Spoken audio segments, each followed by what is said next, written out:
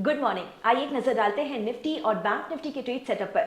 Nifty ने budget वाले दिन एक फ्लैट शुरुआत की और इंडेक्स में काफी वॉलेटिलिटी देखी गई।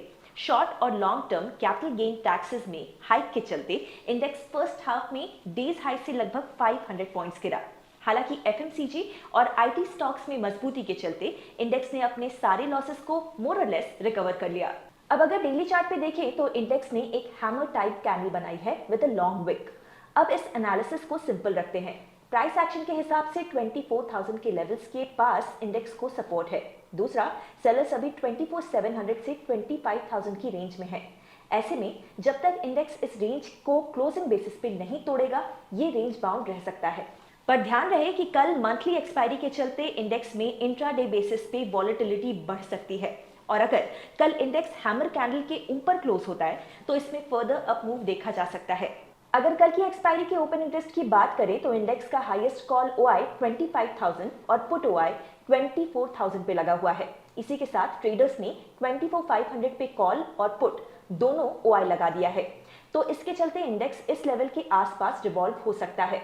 बैंक निफ्टी में निफ्टी के मुकाबले ज्यादा वॉलेटिलिटी देखने को मिली और ये अभी भी अपने 20 डे मूविंग एवरेज के नीचे ट्रेड कर रहा है।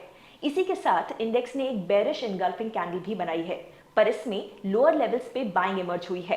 कल जो हमने 52,800 से 52,000 की रेंज डिस्कस करी थी, उससे इंडेक्स ने डाउन साइड में ब्रीच किया और कल ये 52,000 के नीचे भी क्लोज हुआ। अब ऐसे में आज की एक्सपायरी का ट्रेडिंग प्लान हम स्मॉलर टाइम फ्रेम यानी कि 30 मिनट के चार्ट पे डिस्कस करेंगे।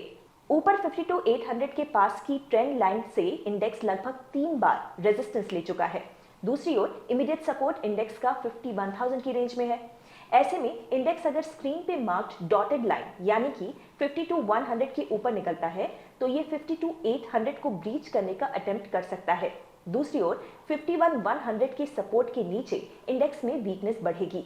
अब अगर आज के ओपन इंटरेस्ट में नजर डालें तो इंडेक्स में हैवी कॉल बिल्डअप देखा गया है। 52,000 से 53,000 की स्ट्राइक्स पे इंडेक्स को मल्टीपल लेवल्स पे रेजिस्टेंस है और पुट बेस इंडेक्स में अब डायरेक्ट 51,000 के पास ही है।